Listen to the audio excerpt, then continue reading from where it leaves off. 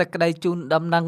របស់ក្រសួងធនធានទឹកនិងអូតូនិយមស្តីពីស្ថានភាពធាតុអាកាសនៅព្រះរាជាណាចក្រកម្ពុជាសម្រាប់ថ្ងៃទី29ខែមករាឆ្នាំ2026របបខ្យល់មូសុងអេសានដែលមានឥទ្ធិពលលើសមុទ្រចិនខាងត្បូងអាងទន្លេមេគង្គសមុទ្រកម្ពុជានិងលើព្រះរាជាណាចក្រកម្ពុជា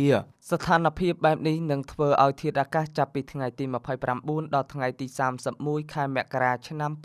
2026សម្រាប់តំបន់វាលទំនាបសីតុណ្ហភាពមធ្យមអបបរមា20អង្សាសេនិងសីតុណ្ហភាពមធ្យមអតិបរមា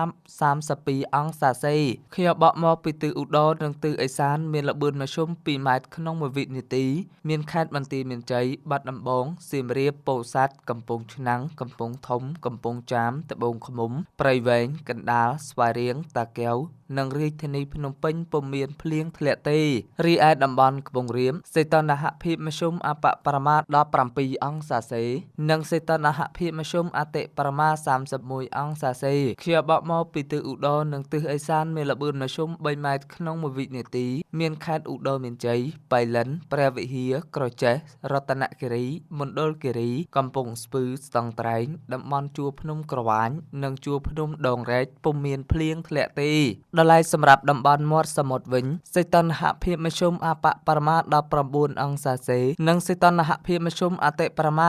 32អង្សាសេខ្ញុំបកមកពីទិសបូរនិងទិសអាគ្នេយ៍មានល្បឿនមធ្យម2ម៉ែត្រក្នុង1វិនាទីមានខេត្តកោះកុងព្រះសីហនុកំពតកែបនិងជួរភ្នំបូកគោពុំមានភ្លៀងធ្លាក់ទេ